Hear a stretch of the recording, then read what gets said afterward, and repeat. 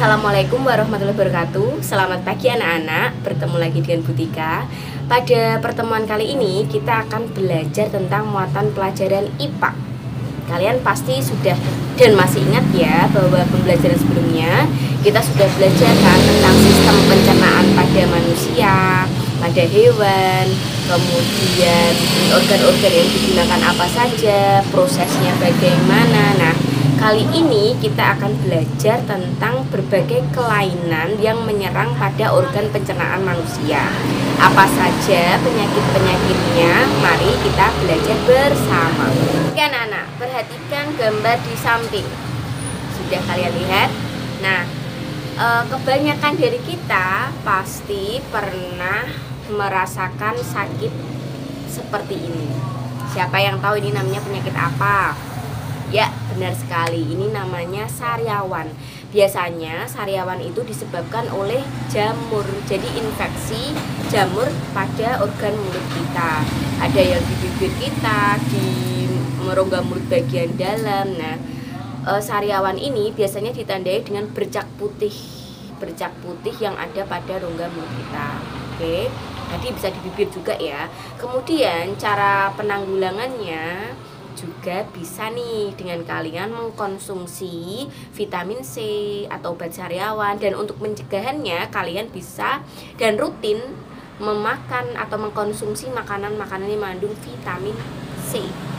Oke, selanjutnya adalah sakit gigi. Perhatikan anak-anak ya.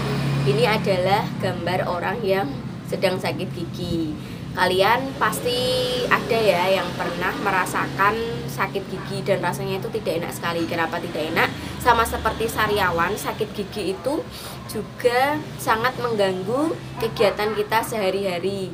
Contohnya kan kita makan dengan menggunakan gigi kita, kemudian masuk ke mulut kita. Kalau misalkan kita sariawan dan sakit gigi, itu pasti mengganggu proses makan kita, mengganggu proses pencernaan kita. Nah, cara pengobatan sakit gigi, kalian bisa nih meminum obat sesuai dengan resep dokter, kemudian gosok gigi secara rutin minimal 2 kali sehari ya, sebelum dan sesudah makan. Ciri-ciri orang yang sakit gigi pasti kamu bisa mempraktekkannya dan pernah merasakannya. Contohnya saja, kalau gigi kalian berlubang, rasanya nyeri sekali. Kemudian kalau misalkan ada tambalan di gigi kalian, itu juga pasti merasakan nyeri. Sakit gigi itu biasanya juga disebabkan karena infeksi pada saraf di gigi kalian. Jadi sakit gigi itu adalah nyeri di sekitar gigi dan rahang kalian. Oleh sebab itu kalian tadi wajib menggosok gigi secara teratur, kemudian makan makanan yang bergizi. Kalau misalkan gigi kalian itu sensitif, kamu bisa menggunakan pasta gigi yang sesuai dengan keadaan pada gigi kalian. Dan jangan lupa, jika sudah parah, datang juga ke dokter agar sakit gigi kalian bisa segera diobati. Selanjutnya, perhatikan gambar ini. Nah, ini adalah gambar lambung. Kebanyakan jika ada orang yang sakit di lambung, itu kita namakan MAH atau gastritis.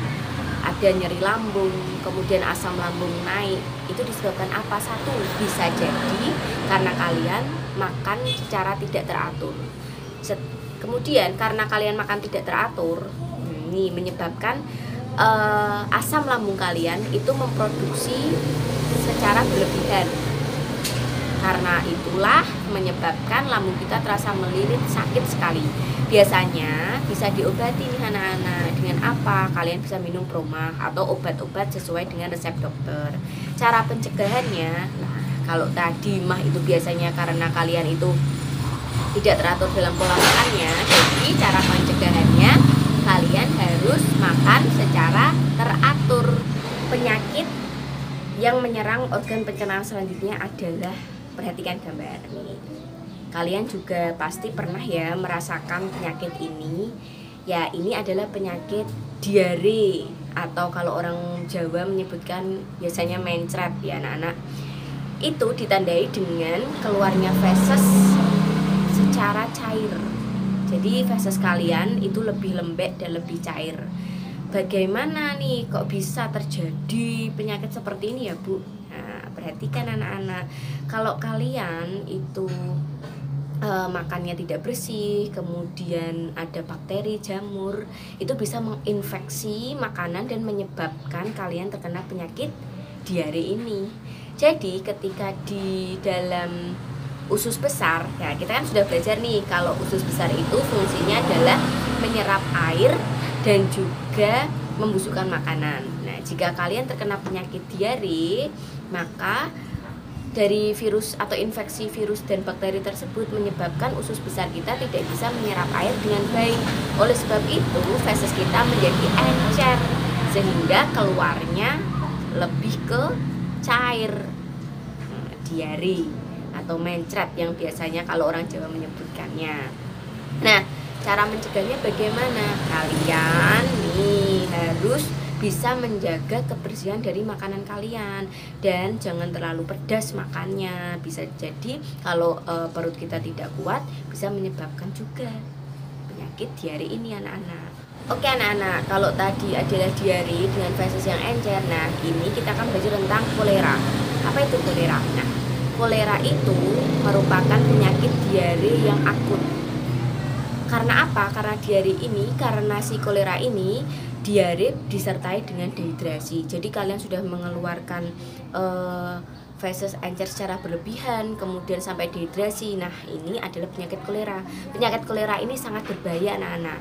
Karena apa? Karena ini bisa menyebabkan kematian. Apalagi kalau sampai kalian dehidrasi dan juga mengeluarkan feses secara terus-menerus. Kolera ini disebabkan oleh bakterinya namanya Vibrio cholerae. Biasanya kolera ini menyerang anak-anak dan juga dewasa dan terjadi karena terjadinya infeksi makanan di lingkungan yang kotor. Jadi kalian harus menjaga kebersihan lingkungan. Kalau tidak nanti ada yang namanya bakteri Vibrio cholerae ini yang akan mengkontaminasi makanan kalian dan ketika kalian makan itu menyebabkan penyakit kolera tadi. Ingat ya, kolera itu ditandai dengan biasanya diarenya itu atau fesesnya itu berbentuk seperti cucian beras, encer sekali. Setelah encer sekali fesesnya mengeluarkan keluar terus menerus, kalian juga dehidrasi dan tadi menyebabkan kejadian yang dapat berakibat fatal. Jadi kalian harus menjaga kebersihan. Jadi kalau diare itu feses cair, nah kalau si kolera ini diare akut serta dehidrasi dan disebabkan oleh bakteri Vibrio cholerae dan biasanya karena infeksi bakteri pada makanan atau minuman di lingkungan yang kotor. Penyakit organ selanjutnya adalah appendicitis. Perhatikan gambar berikut. Nah, pada organ usus kita di ujung atau di sebelah area bawahnya itu ada yang namanya umbai cacing. Nah, umbai cacing ini dinamakan usus buntu anak-anak.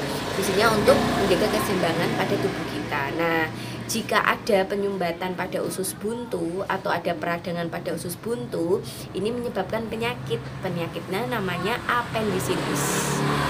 Nah, cara pengobatan penyakit usus buntu satu-satunya jalan adalah dengan melakukan operasi usus buntu. Kalian pasti pernah ya mendengar kata-kata operasi usus buntu. Nah, ini untuk mengobati penyakit appendicitis ini.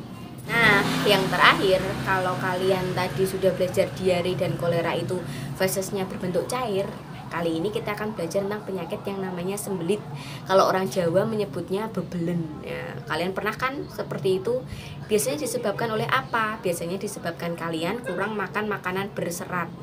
Jadi ketika di usus besar, fesesnya kan mau dikeluarkan nih anak-anak, dan di usus besar itu kan fungsinya untuk menyerap air, ya, menyerap air kemudian membusukkan sisa makanan. Nah, karena kalian itu kurang makan makanan berserat, maka si usus besar ini menyerap air terlalu berlebihan sehingga menyebabkan feses kita menjadi keras.